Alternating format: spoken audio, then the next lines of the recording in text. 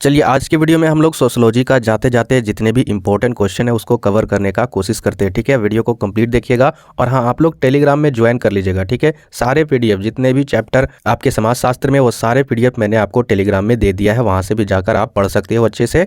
और हाँ, अगर टेलीग्राम में ज्वाइन नहीं कर पा रहे हो तो आप टेलीग्राम में सर्च कीजिएगा GM स्टडी। जैसे आप GM स्टडी सर्च कीजिएगा उसके बाद आपको वहाँ पर मेरे चैनल का लोगो दिख जाएगा, आप वहाँ पर क्लिक करके उस ग्रुप में ज्वाइन कर लेना है। ठीक है, तो चलिए हम लोग यहाँ पर पहले क्वेश्चन से स्टार्ट करते हैं। पहला क्वेश्चन क्या आपका, सांप्रदायिकता का दुष्परिणाम भारत पाकिस्तान विभाजन के रूप में किस वर्ष देखा गया है? सही उत्तर होगा ऑप्शन नंबर बी 1947 ईस्वी में। आगे यहाँ पर देखिए नेक्स्ट क्वेश्चन दूसरा नंबर, 2006 का मालेगांव बम विस्फोट कांड का उदाहरण क्या है? तो क्वेश्चन नंबर दूसरा का जो उत्तर है वो आपका ऑप्शन नंबर सी सांप्रदायिकता का। चलिए आगे देखते हैं नेक्स्ट क्वेश्चन तीसरा नंबर, भारत में सांप्रदायिकतावाद का मुख्य कारण कौन सा है? तो क्वेश्चन नंबर तीसरा का जो उत्तर है वो आपका ऑप्शन नंबर सी राजनीतिक स्वार्थ। जी हाँ, राजनीतिक में कुर्सी के चलते लोग सांप्रदायिक करते हैं, यानी एक धर्म को दूसरे धर्म से लड़ाते रहते हैं। आगे देखिए फोर्थ नंबर, सांप्रदायिकता मानव के लिए खतरा है, कैसे खतरा है? तो क्वेश्चन नंबर फोर्थ का जो उत्तर है वो आपका ऑप्शन नंबर सी विवादास्पद। ठीक है, चलिए आगे यहाँ पर देखिए 5 नंबर क्वेश्चन, निम्न में से कौन राष्ट्रीय एकीकरण का बोधक है? तो क्वेश्चन नंबर 5 का जो उत्तर है वो आपका ऑप्शन नंबर बी सांप्रदायिकता। आगे यहाँ पर देखिए क्वेश्चन नंबर 6 क्या आपका, क्वेश्चन नंबर 6 आपका क्षेत्रवाद की समस्या का मूल कारण क्या है? तो क्वेश्चन नंबर 6 का जो उत्तर है वो आपका ऑप्शन नंबर ए सांस्कृतिक विभिन्नता।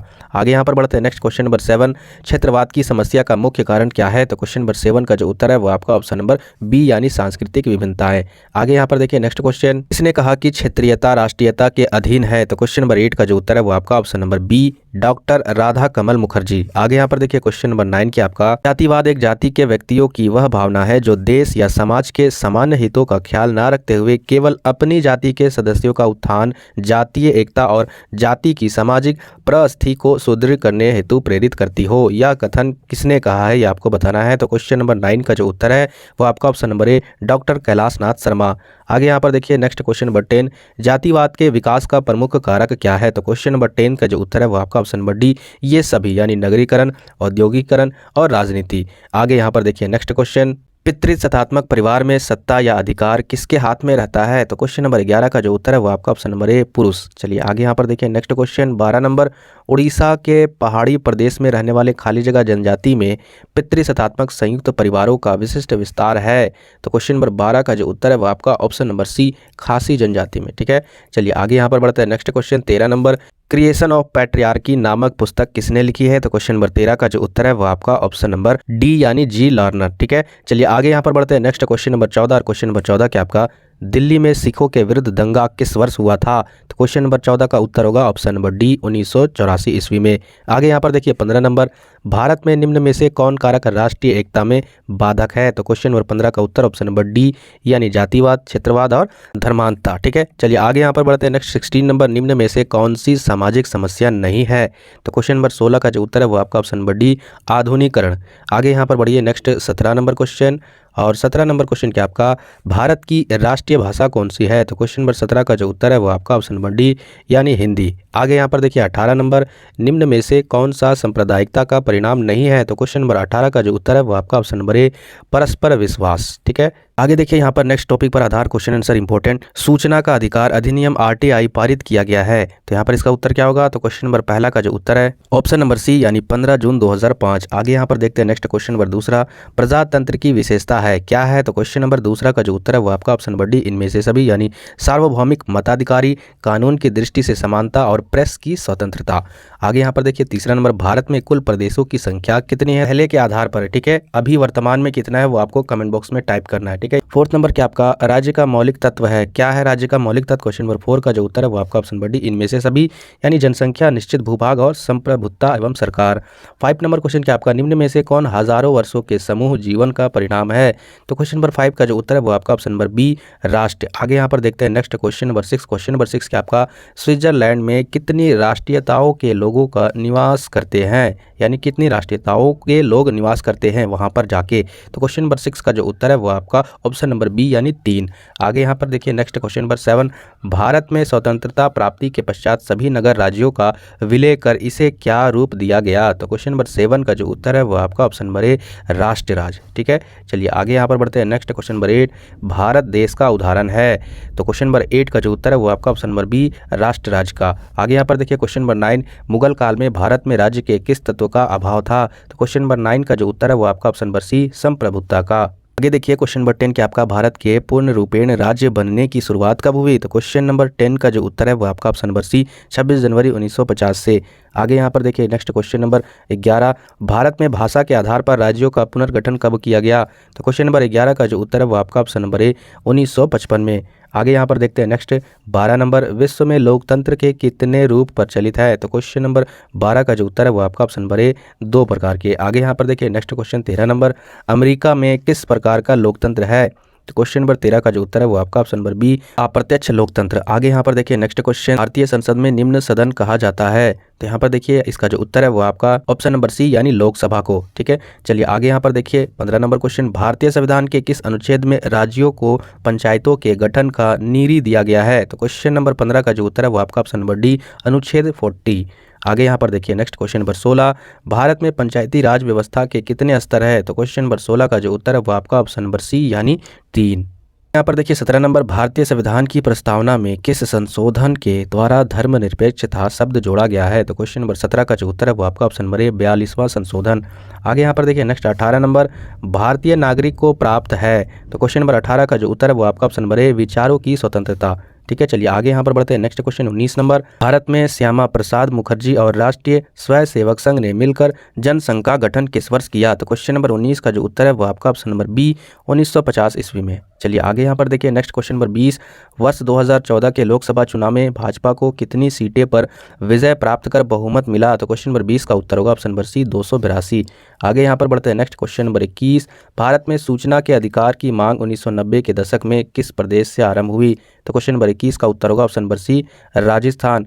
आगे यहाँ पर देखिए नेक्स्ट क्वेश्चन नंबर 22, सूचना का अधिकार अधिनियम 2005 जम्मू कश्मीर को छोड़कर पूरे भारत में कब लागू किया गया? तो क्वेश्चन नंबर 22 का उत्तर होगा ऑप्शन नंबर सी 12 अक्टूबर 2005 को। देखिए क्वेश्चन नंबर 23 कि आपका विश्व का पहला देश कौन है जिसने सन 1766 ईस्वी में अपने नागरिकों को सूचना की स्वतंत्रता प्रदान की? तो क्वेश्चन नंबर 23 का जो उत्तर है वो आपका ऑप्शन नंबर ए स्वीडन ने। ठीक है, आगे यहाँ पर देखिए नेक्स्ट क्वेश्चन 24 नंबर, संयुक्त राज्य अमेरिका ने कब अपने नागरिकों को सूचना का अधिकार प्रदान किया?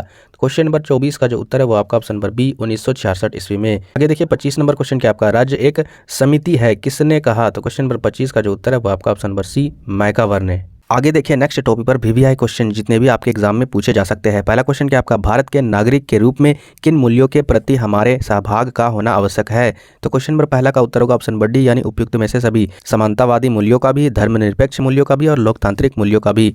आगे यहाँ पर देखिए दूसरा नंबर, सांस्कृतिक विलंबना की अवधारणा का संबंध है किससे है? तो क्वेश्चन नंबर दूसरा का जो उत्तर है वो आपका ऑप्शन नंबर बी वर्ण से। ठीक है, चलिए आगे यहाँ पर देखिए क्वेश्चन नंबर तीसरा, 3 अवस्थाओं का सिद्धांत निम्न में से किसने दिया है? तो क्वेश्चन नंबर तीसरा का जो उत्तर है वो आपका option number B August Comte ने। और नंबर क्वेश्चन क्या आपका निम्न में से कौन सी संस्कृति मिश्रित संस्कृति का उदाहरण है? तो क्वेश्चन नंबर 4 का जो उत्तर है वो आपका ऑप्शन नंबर ए भारतीय संस्कृति। ठीक है, चलिए आगे यहाँ पर देखिए नेक्स्ट क्वेश्चन नंबर 5, वह कौन सा ज्ञान है जिसकी सहायता से हम समाज के लोगों के बीच रहकर समाज से जुड़े हितकारी कार्यों में अपना योगदान देते हैं? तो क्वेश्चन नंबर 5 का उत्तर होगा ऑप्शन नंबर बी व्यवहारिक ज्ञान। चलिए आगे यहाँ पर देखिए क्वेश्चन नंबर 6, कॉम्टे ने समाज के विकास की किस अवस्था का उल्लेख किया है? क्वेश्चन नंबर 6 का उत्तर होगा ऑप्शन नंबर डी यानी ये सारे, धार्मिक अवस्था, तात्विक अवस्था और वैज्ञानिक अवस्था। चलिए आगे यहाँ पर देखते हैं नेक्स्ट क्वेश्चन नंबर 7, और क्वेश्चन नंबर 7 क्या आपका समाज शास्त्र के छात्र के रूप में हमारा सहभाग क्या होना चाहिए? तो क्वेश्चन नंबर 7 का जो उत्तर है वो आपका ऑप्शन नंबर डी यानी उपयुक्त में से सभी, तर्कपूर्ण एवं वैज्ञानिक निर्णय लेना, भौतिकवादी संस्कृति के आधुनिकीकरण से बचाव करना, आधुनिक पीढ़ी को भारतीय सांस्कृतिक नैतिक मूल्यों से परिचित कराना। तो ये थे आपके इंपॉर्टेंट क्वेश्चन। ठीक है, आगे देखिए यहाँ पर नेक्स्ट टॉपिक पर वीवीआई क्वेश्चन। पहला क्वेश्चन आपका परियोजना कार्य सामाजिक अनुसंधान की एक नवीन एवं खाली जगह शाखा है, तो किसकी शाखा है? तो क्वेश्चन नंबर पहला का जो उत्तर है वो आपका ऑप्शन नंबर बी व्यवहारिक। आगे देखिए दूसरा नंबर, परियोजना कार्य का प्रमुख चरण है क्या है? तो क्वेश्चन नंबर दूसरा का उत्तर होगा उपयुक्त में से सभी, यानी विस्तृत कार्य योजना का निर्माण, समय सारणी, परियोजना कार्य के परिणाम। आगे यहाँ पर देखिए तीसरा नंबर क्वेश्चन क्या आपका, परियोजना एक समस्या मूलक कार्य है जो अपनी स्वाभाविक परिस्थितियों के अंतर्गत पूर्णता को प्राप्त करता है। परियोजना कार्य की उक्त परिभाषा दी है, किसने दी है? तो क्वेश्चन नंबर तीसरा का जो उत्तर होगा ऑप्शन नंबर सी, स्टीवेंस ने। आगे बढ़ते हैं नेक्स्ट क्वेश्चन 4 नंबर, निम्नलिखित में से परियोजना कार्य की विशेषता है। तो यहाँ पर देखिए फोर्थ का उत्तर होगा ऑप्शन नंबर डी, यानी ये सारे, ठीक है, निष्पक्ष एवं वास्तविक अध्ययन, व्यवहारिक ज्ञान से संबंधित और कार्य कारण संबंधों की खोज। आगे देखिए क्वेश्चन नंबर 5, परियोजना कार्य का अंतिम चरण है। तो क्वेश्चन नंबर 5 का उत्तर होगा ऑप्शन नंबर बी, प्रतिवेदन का निर्माण, ठीक है, यानी रिपोर्ट का निर्माण। आगे यहाँ पर देखिए नेक्स्ट क्वेश्चन नंबर 6, परियोजना कार्य के द्वारा जो ज्ञान प्राप्त होता है उसकी प्रकृति होती है। इसका उत्तर होगा ऑप्शन नंबर बी, वैश्विक एवं तटस्थ ज्ञान। आगे यहाँ पर देखिए next question number 7, question number 7 क्या आपका, निम्न में से कौन सा महत्व परियोजना कार्य विधि से संबंधित है? तो क्वेश्चन नंबर 7 का जो उत्तर है वो आपका ऑप्शन नंबर डी, यानी उपयुक्त में से सभी होगा। सेवा कार्य बोला गया, यानी सेवा के लिए कल्याणकारी नीतियों का निर्माण में सहायक होना जरूरी है, ग्रामीण एवं जनजातीय विकास में भी सहायक, और समस्याओं के निदान एवं सामाजिक पुनर्निर्माण में भी उपयोगी होना चाहिए। यहाँ पर देखिए नेक्स्ट क्वेश्चन, परियोजना कार्य के कौन से चरण हैं? तो यहाँ पर देखिए परियोजना कार्य के ये सारे चरण हैं, ठीक है। देखिए यहाँ पर ये तो ऑप्शन नहीं रहेगा, लेकिन इससे रिलेटेड अगर क्वेश्चन आ जाए तो यहाँ पर देखिए अगर ये सारे ऑप्शन रहे तो आप इसी को आंसर मारिएगा। अध्ययन विषय का चुनाव, तथ्यों का संकलन, अध्ययन प्रविधि का चुनाव और प्रतिवेदन प्रस्तुतिकरण, ठीक है। चलिए आगे बढ़ते हैं नेक्स्ट टॉपिक के आधार पर जितने भी इंपॉर्टेंट क्वेश्चन आंसर है वो सारे। आगे यहाँ पर देखिए पहला क्वेश्चन क्या आपका, भारत में ब्रिटिश उपनिवेशवादी साम्राज्य की स्थापना किस शताब्दी में हुई? तो क्वेश्चन नंबर पहला का जो उत्तर है वो आपका ऑप्शन नंबर बी, 17वीं शताब्दी में। आगे देखिए दूसरा नंबर क्वेश्चन क्या आपका, निम्न में से कौन औद्योगिकीकरण सामाजिक परिणाम है? तो क्वेश्चन नंबर दूसरा का उत्तर होगा ऑप्शन नंबर डी, इनमें से सभी, यानी जाति प्रथा का निर्बल होना, महिलाओं का रोजगार, संयुक्त परिवार का विघटन, इसी के कारण औद्योगिकीकरण का सामाजिक परिणाम है। चलिए आगे यहाँ पर देखिए तीसरा नंबर, औद्योगिकीकरण का पारिवारिक जीवन पर प्रभाव नहीं है, तो यहाँ पर आपको बताना है तो इसका क्या कारण है? तो क्वेश्चन नंबर तीसरा का जो उत्तर है वो आपका ऑप्शन नंबर सी, औद्योगिक झगड़े और दुर्घटनाएं। आगे यहाँ पर देखिए नेक्स्ट क्वेश्चन फोर्थ नंबर, निम्न में से कौन नगरीकरण के सामाजिक सांस्कृतिक प्रभाव को दर्शाता है? तो क्वेश्चन नंबर फोर्थ का जो उत्तर है वो आपका ऑप्शन नंबर डी, यानी इनमें से सभी, व्यापार और वाणिज्य का विस्तार, पारिवारिक संरचना में परिवर्तन, गंदी बस्तियों का विकास। चलिए आगे यहाँ पर देखिए नेक्स्ट क्वेश्चन नंबर 5, सन 1931 में भारत में जाति आधारित जनगणना आयोग का गठन किसके नेतृत्व में किया गया है? तो क्वेश्चन नंबर 5 का उत्तर हुआ option number B, J H. Hutton ने। आगे यहाँ पर देखिए नेक्स्ट क्वेश्चन नंबर 6, भारत में आधुनिकीकरण की प्रक्रिया किसी एक क्षेत्र तक सीमित नहीं रही बल्कि इसे सामाजिक, आर्थिक तथा राजनीतिक आदि सभी क्षेत्रों में देखा जा सकता है, उक्त कथन का संबंध है? तो क्वेश्चन नंबर 6 का उत्तर होगा option number A, R Desai, ठीक है। चलिए आगे यहाँ पर देखिए नेक्स्ट क्वेश्चन नंबर 7, निम्न में से कौन आधुनिकीकरण की प्रक्रिया को भारत में लोकतांत्रिक, राजनीतिक एवं सामाजिक व्यवस्था की स्थापना का आधार मानते हैं? तो क्वेश्चन नंबर 7 का जो उत्तर है वो आपका ऑप्शन नंबर सी, यानी योगेंद्र सिंह, ठीक है। आगे देखिए क्वेश्चन नंबर 8 क्या आपका, किसने कहा ग्रामीण क्षेत्रों का नगरीय क्षेत्रों में बदलने की प्रक्रिया का नाम ही नगरीकरण है? तो क्वेश्चन नंबर 8 का जो उत्तर है वो आपका ऑप्शन नंबर सी, यानी E.F. बर्गेल ने। आगे यहाँ पर देखिए क्वेश्चन नंबर 9 क्या आपका, औद्योगिकीकरण सबसे ज़्यादा किस राज्य में हुआ है? तो क्वेश्चन नंबर 9 का उत्तर होगा ऑप्शन नंबर डी, यानी महाराष्ट्र में। आगे यहाँ पर देखिए क्वेश्चन नंबर 10 क्या आपका, किसने कहा नगरीयता एक जीवन पद्धति है? तो क्वेश्चन नंबर 10 का उत्तर होगा ऑप्शन नंबर सी, विर्थ ने कहा। आगे यहाँ पर देखिए question number 11, social change in modern India नामक पुस्तक के लेखक कौन है? तो क्वेश्चन नंबर 11 का जो उत्तर है वो आपका ऑप्शन नंबर ए, श्रीनिवास। आगे देखिए क्वेश्चन नंबर 12, औद्योगिकीकरण के परिणाम स्वरूप नगरों में किस तरह का प्रदूषण उत्पन्न होता है? तो क्वेश्चन नंबर 12 का जो उत्तर है वो आपका ऑप्शन नंबर डी, यानी इनमें से सभी, जल प्रदूषण, वायु प्रदूषण और ध्वनि प्रदूषण भी। आगे यहाँ पर देखिए 13 नंबर, भारत में उपनिवेशवादी शासक के क्या कारण थे? तो क्वेश्चन नंबर 13, उपनिवेशिक मतलब हमारे देश में बाहर से रहने वाले आकर लोग यहाँ पर कब्जा कर लिए। तो क्वेश्चन नंबर 13 का जो उत्तर है वो आपका ऑप्शन नंबर ए, राजनीतिक अस्थिरता, ठीक है। चलिए आगे यहाँ पर बढ़ते हैं नेक्स्ट क्वेश्चन, और नेक्स्ट क्वेश्चन क्या आपका 14 नंबर, वे सभी राज्य या क्षेत्र उपनिवेशों के अंतर्गत आते हैं जो विदेशी सत्ता द्वारा शासित हैं एवं जिनके नागरिकों को पूर्ण रूप से राजनीतिक अधिकार प्राप्त नहीं होते, उपनिवेशवाद की यह परिभाषा किसने दी है? तो क्वेश्चन नंबर 14 का जो उत्तर है वो आपका ऑप्शन नंबर बी, ऑर्गन्सकी ने, ठीक है, ऑर्गन्सकी ने ये परिभाषा दी है। आगे देखिए 15 नंबर, भारत के किस राज्य में नगरीकरण की मात्रा सर्वाधिक है? तो क्वेश्चन नंबर 15 का जो उत्तर है वो आपका ऑप्शन नंबर ए, पश्चिम बंगाल में। आगे यहाँ पर देखिए 16 नंबर, उपनिवेशवाद किस सोच का प्रतिफल है? तो क्वेश्चन नंबर 16 का जो उत्तर है वो आपका ऑप्शन नंबर सी, साम्राज्यवाद का, ठीक है। साम्राज्यवाद कहने का मतलब है आपस में लड़ाई झगड़े करने वाला।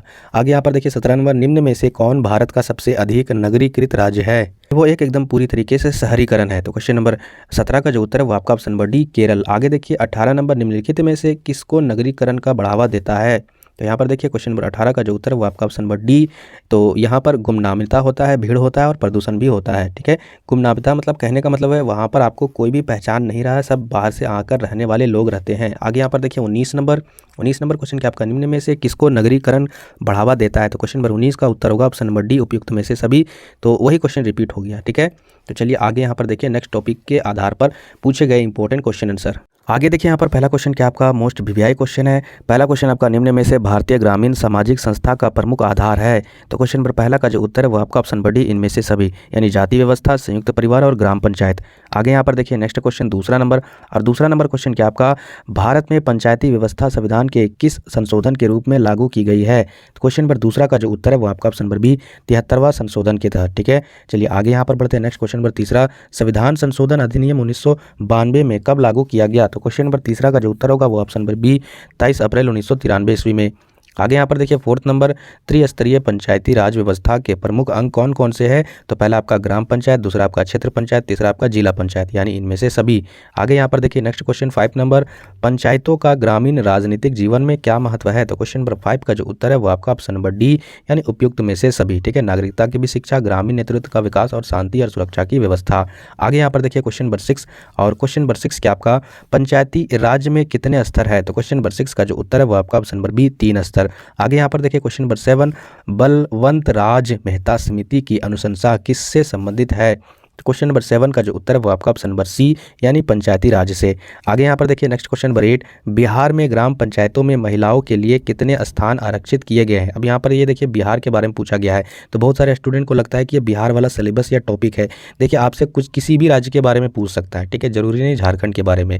आप एनसीईआरटी बुक फॉलो कर रहे हो, एनसीईआरटी मतलब समझते हो ना, ये सारे बोर्ड पर लागू होता है ये बुक। तो चलिए क्वेश्चन नंबर 8 का उत्तर क्या होगा? तो क्वेश्चन नंबर 8 का जो उत्तर है वो आपका ऑप्शन नंबर डी, 50%। आगे यहाँ पर देखिए क्वेश्चन नंबर 9, पंचायती राज नियम कब पारित किया गया? तो क्वेश्चन नंबर 9 का जो उत्तर है वो आपका नंबर 1959 ईस्वी में। आगे देखिए क्वेश्चन नंबर 10, पंचायत समिति का अध्यक्ष कौन होता है? तो क्वेश्चन नंबर 10 का उत्तर होगा ऑप्शन नंबर बी, प्रमुख, ठीक है। आगे यहाँ पर देखिए नेक्स्ट क्वेश्चन नंबर 11, पंचायती राज्य में सबसे प्रमुख इकाई कौन है? तो क्वेश्चन नंबर 11 का जो उत्तर है वो आपका ऑप्शन नंबर सी, ग्राम सभा। चलिए आगे यहाँ पर देखिए नेक्स्ट क्वेश्चन नंबर 12, एक ग्राम पंचायत में कौन न्यायाधीश की भूमिका अदा करता है? तो क्वेश्चन नंबर 12 का जो उत्तर है वो आपका ऑप्शन नंबर बी, सरपंच। आगे यहाँ पर देखते हैं नेक्स्ट क्वेश्चन नंबर 13, पंचायती राज्य संस्थाओं में निम्नलिखित में से कौन निम्न इकाई है? तो क्वेश्चन नंबर 13 का जो उत्तर है वो आपका ऑप्शन नंबर डी, पंचायत सेवक। आगे यहाँ पर देखिए नेक्स्ट क्वेश्चन नंबर 14, संविधान के कौन से संशोधन के द्वारा स्थानीय स्वशासन में महिलाओं के प्रतिनिधित्व को बढ़ाने की कोशिश की गई थी? तो क्वेश्चन नंबर 14 का जो उत्तर है वो आपका ऑप्शन नंबर बी, यानी 73वें एवं 74वें संशोधन।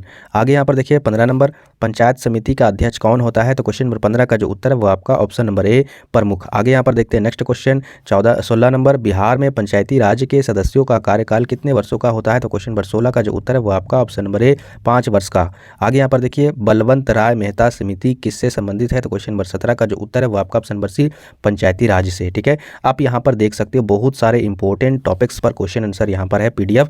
इसका पीडीएफ मैं टेलीग्राम में डाल चुका हूँ, तो आप लोग जल्दी से ज्वाइन कर लीजिएगा। आप लोग अच्छे से एग्जाम दीजिएगा, यही मेरी आशा है, कामना है, ईश्वर से यही प्रार्थना है, आप लोग अच्छे से दीजिएगा, ठीक है। सब्जेक्टिव में एक भी क्वेश्चन नहीं छोड़िएगा, और हाँ आप लोग अच्छे से लिखिएगा, कोई भी कटछट नहीं करना है। ये जो सब्जेक्ट है बहुत ही ज़्यादा लॉन्ग सब्जेक्ट है, लेकिन इसमें जितने भी क्वेश्चन आपको पूछे जाएंगे वो सारे रिलेटेड क्वेश्चन रहेंगे, समाज से रिलेटेड क्वेश्चन रहेंगे। आप लोग बस समाज से रिलेटेड उसमें आंसर लिख दीजिएगा, एक जरा सा गलत नहीं होगा, अच्छा नंबर आएगा, बिल्कुल चिंता नहीं लेना है, ठीक है। आई होप कि आज की वीडियो में जितने क्वेश्चन मैं आपको करवाया हूं आपको पसंद आए होंगे, तो प्लीज़ वीडियो को लाइक कीजिएगा और नए व्यूअर जरूर सब्सक्राइब करें, ठीक है। आने वाले सब्जेक्ट में धाकड़ तरीके से तैयारी भी इस चैनल के माध्यम से भरपूर होगी। आज की वीडियो में इतना ही, फिर मिलते हैं नेक्स्ट वीडियो में।